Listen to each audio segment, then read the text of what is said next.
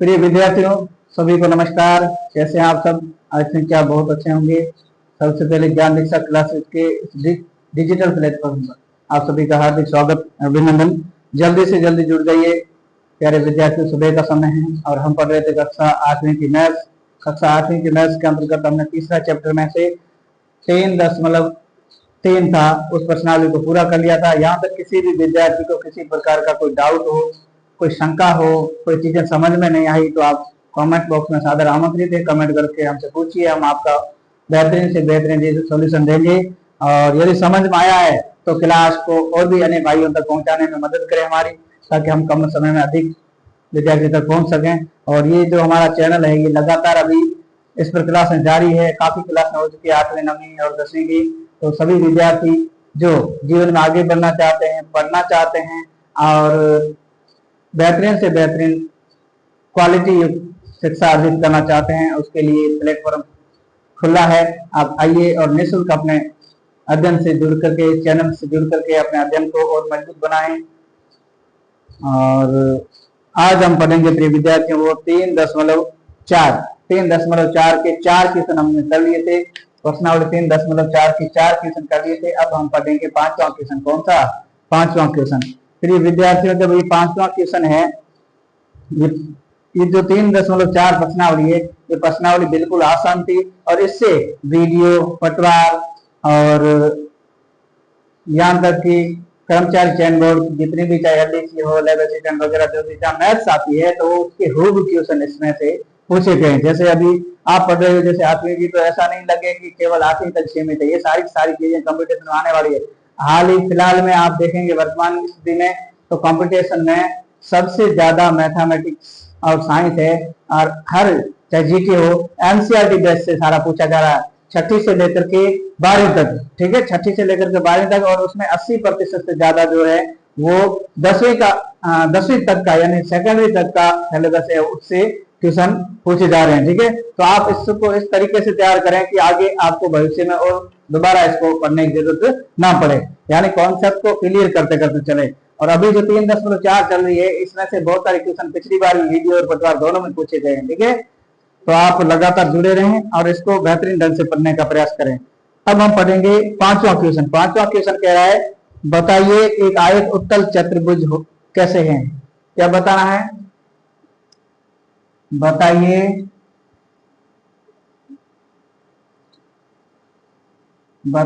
एक आयत,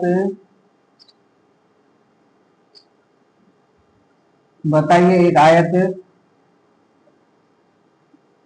उत्तल चतुर्भुज कैसे है। क्या कह रहा है प्रश्न वाला? बताइए एक आयत है वो उत्तल चतुर्भुज कैसे हैं। ठीक है, यानी आपको बताना है कि जो आयत होता है वो उत्तल चतुर्भुज है तो कैसे है। ठीक है, तो मैंने जब आयत और वर्ग की परिभाषा लिखवाई थी प्यारे विद्यार्थियों, तो उस आयत की परिभाषा में मैंने लिखाया था ऐसी 4 रेखाखंडों से ऐसी घिरी बंद आकृति, या 4 रेखाखंडों से घिरी वह बंद आकृति जिसका क्या हो, जिसका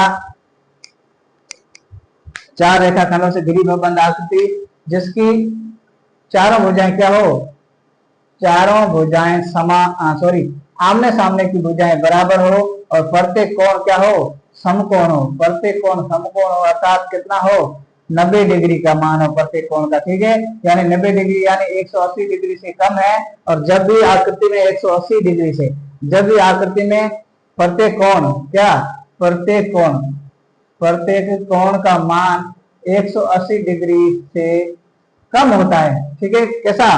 प्रत्येक आकृति में या प्रत्येक ऐसी चतुर्भुजाकार आकृति जिसका प्रत्येक कोण 90 डिग्री हो या 180 डिग्री से कम होता है, तो ऐसी स्थिति में ये आकृति हमेशा क्या बनेगी, उत्तल कहलाएगी। कैसी कहलाएगी? उत्तल कहलाएगी। ठीक है, तो हम लिख सकते हैं, क्या लिख सकते हैं उत्तर में? हम लिख सकते हैं इसके, क्या लिखेंगे प्यारे विद्यार्थियों, ध्यान दीजिए।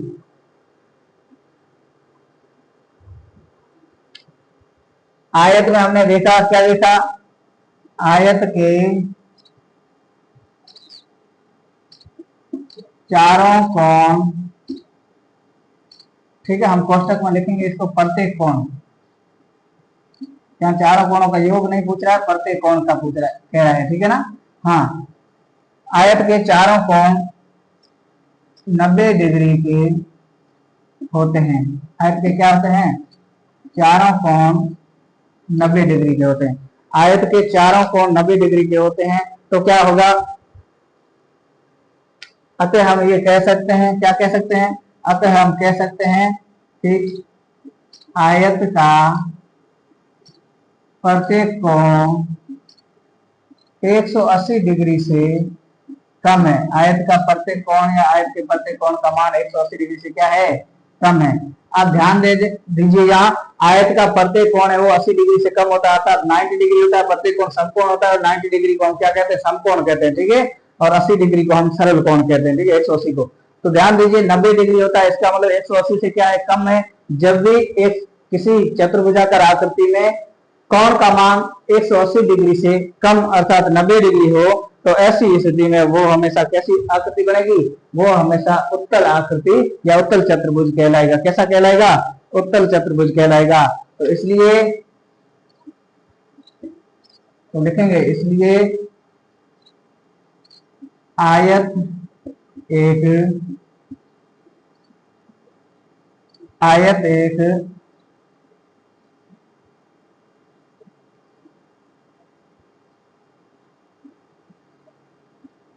उत्तल चतुर्भुज है।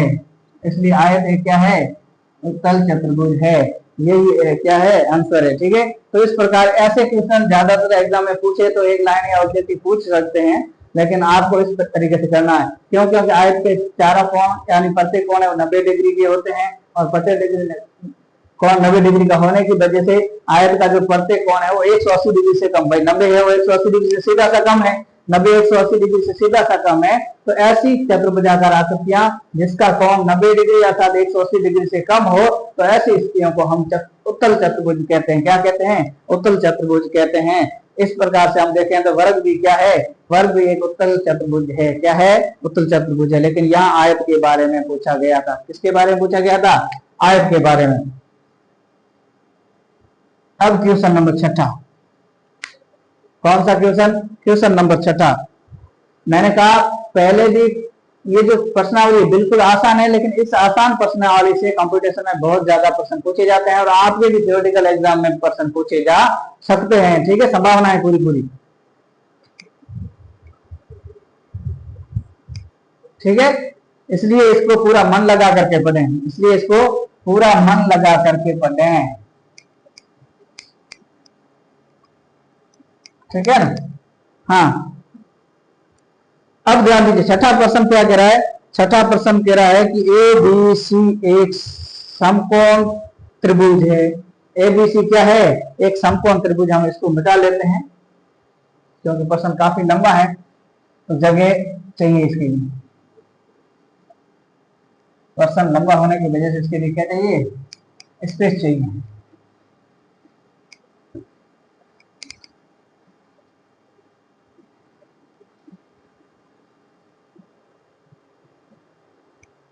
क्वेश्चन नंबर 6, ठीक है।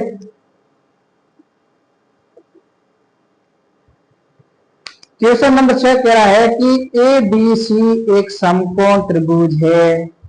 एक आकृति दे रखी है। कैसी आकृति है? वो आकृति इस कलर है। एक आकृति दे रखी है, ठीक है, इस कलर एक आकृति दे रखी है।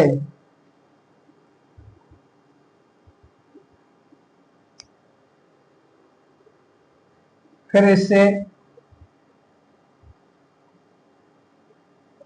ये इस प्रकार है, फिर इस प्रकार ये कह रहा है अपने मन से आप बढ़ा सकते हो, ठीक है। तो इस प्रकार हम बढ़ा करके इसको ऐसा कर सकते हैं। फिर इसको बढ़ाएं तो इस प्रकार हम बढ़ा सकते हैं, ठीक है। वो कह रहा है ए बी और सी, ये उसने नॉमिनेट कर रखा है, ठीक है। हम अपने मन से यहाँ इसको हमने आगे बढ़ा लिया है, तो डी कर देते। ये आपकी बुक्स वाले ने चित्र दे रखा है, ठीक है। और फिर कहा है, क्या कहा है,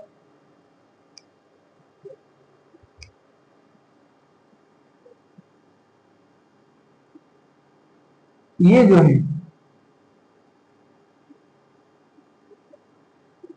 ठीक है, हाँ ये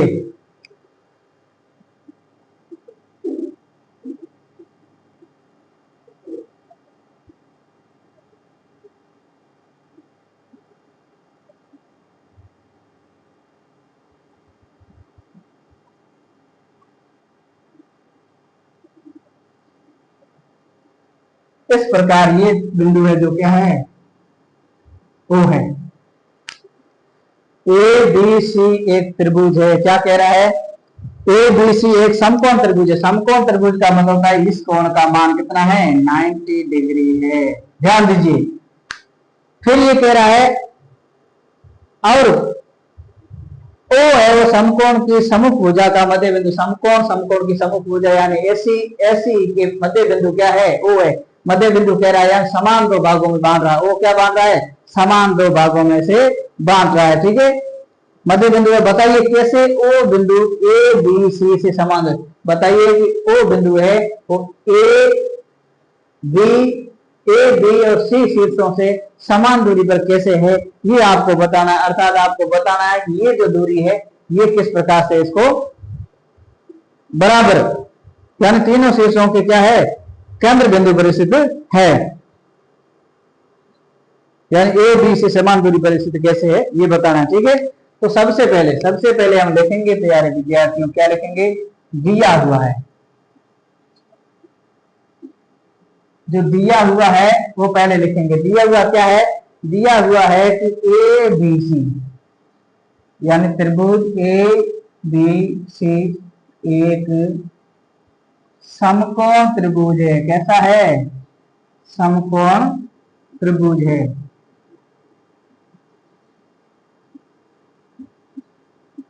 यानी त्रिभुज ए बी सी एक समकोण त्रिभुज है। क्या है, त्रिभुज ए बी सी समकोण त्रिभुज। ये कैसे पता चला, ये आपकी बुक्स वाले ने प्यारे विद्यार्थी दे रखा है, ठीक है।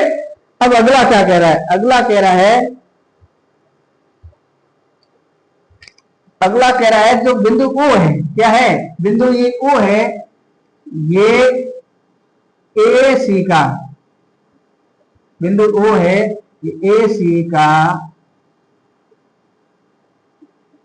मध्य बिंदु है। कैसा है, मध्य बिंदु है। यानी ओ है, ये ए और सी का क्या है, मध्य बिंदु। मध्य बिंदु का मतलब होता है ए और सी को समान दो भागों में बांटने का काम करता है, ठीक है। अब ध्यान दीजिए,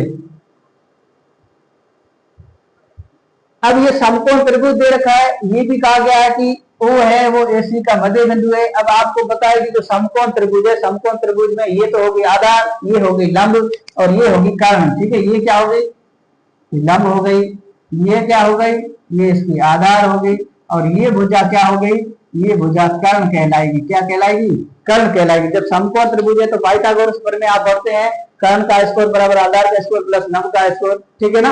हाँ, इससे मान ज्ञात करता है भुजाओं का ऐसे समकोण त्रिभुज में। लेकिन ये ओ है एसी का मध्य बिंदु है, इसकी वजह से क्या है, इसकी वजह से ये इसका कर्ण हो गया और ये लंब और ये आधार हो गया, ठीक है।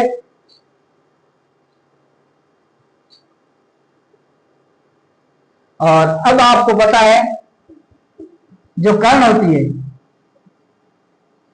ठीक है, जो कर्ण होती है, कर्ण के मध्य बिंदु, कर्ण के मध्य बिंदु की दूरी, जो कर्ण है उस कर्ण के मध्य बिंदु की दूरी है वो तीनों शीर्षों से, किससे, तीनों शीर्षों से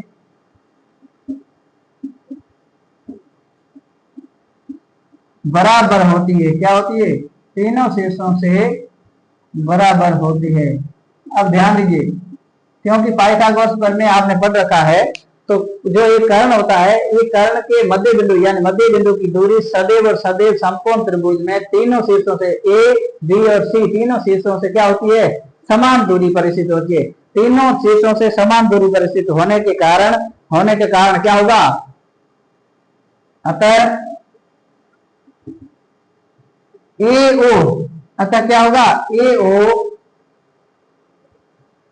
या OA, ठीक है, AO बराबर OB, या AO बराबर क्या होगी OB, AO बराबर OB होने की वजह से क्या होगा, बराबर में OC हो जाएगा।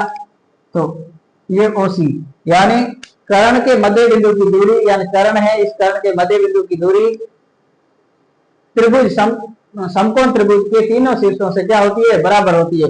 बराबर होने की वजह से A और O बराबर OB और बराबर OC बराबर क्या है OC, ये तीनों समान दूरी पर होंगे, यानी इनकी भी नाप क्या होगी, बराबर होगी। इसलिए जब ये दूरी समान होगी तो क्या होगा, जब ये दूरी तीनों की, ये और ये तीनों समान होगी, समान होने की वजह से जो O बिंदु है, क्या है O बिंदु, कौन सा, ये O बिंदु है, ABC से क्या AB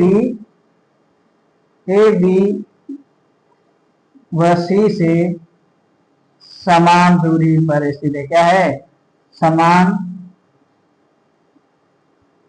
दूरी पर स्थित है, क्या है, समान दूरी पर स्थित है। यानी इसलिए O है, O बिंदु A B व C से समान दूरी पर स्थित है, ठीक है। और यही आपको क्या करना था, बताना था, ठीक है। हाँ, ध्यान दीजिए, दोबारा क्या दीजिए, एक कह रहा है ABC एक समकोण त्रिभुज है, ABC समकोण त्रिभुज है, यानी 1 डिग्री 90 का एंगल है, ठीक है। अब जब समकोण त्रिभुज होगा तो समकोण के जस्ट सामने वाली भुजा कर्ण कहलाएगी, नीचे वाली आधार कहलाएगी, और इस तरफ की भुजा ये लंब कहलाएगी, ठीक है।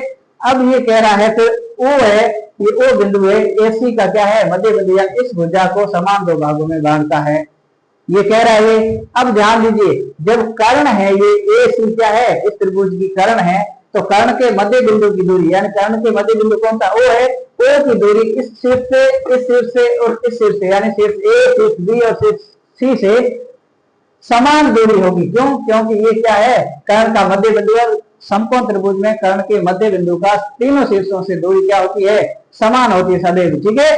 अतः AO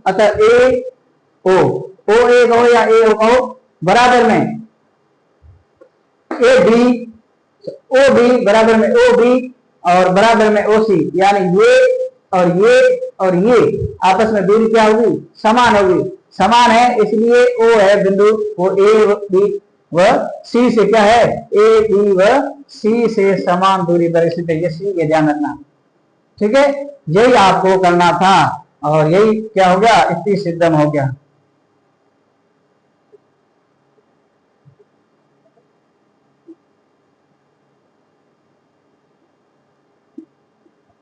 ठीक है, हाँ यही बताना था, क्या बताना था, O है बिंदु, वो A B व C से समान दूरी पर स्थित है, ठीक है।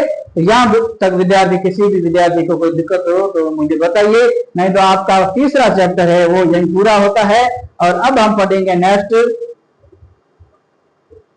चौथा चैप्टर, ठीक है। चौथा चैप्टर का जो है नाम वो है आंकड़ों का प्रबंधन, ठीक है। इस आंकड़ों के प्रबंधन से भी हो कई सारे क्वेश्चन है कंपटीशन में पूछे जाते हैं, तो इंपॉर्टेंट है कंपटीशन की दृष्टि से और आपके थ्योरेटिकल एग्जाम की दृष्टि से भी चौथा चैप्टर है क्या है, इंपॉर्टेंट है, ठीक है। अब खास बात यह है कि जो चौथे चैप्टर से पहले वाला पेज है वहां चतुर्भुज वर्ग वगैरह इनकी विशेषताएं और दे रखी है। तो ये जो है बुक में से आपके ये पेज है, इसको आप क्या करोगे, इस पेज को आप ढंग से पढ़ोगे और पढ़ करके वापस इसको कंटेस्ट करने का कोशिश करोगे, समझने की कोशिश करोगे, क्योंकि यहीं से सारी चीजें क्लियर होगी तीसरे चैप्टर की। तो तीसरे चैप्टर के अंत में अंतिम पेज पर या चौथे चैप्टर शुरू होने से पहले पेज पर, और पेज आपका मैं बता दूं पेज से क्या है 38 यानी 38वें पर आपको जो चीजें महत्वपूर्ण बिंदु दे रखे हैं वो और 37वें पेज पर नीचे दे रखा है चतुर्भुज और उसके गुण।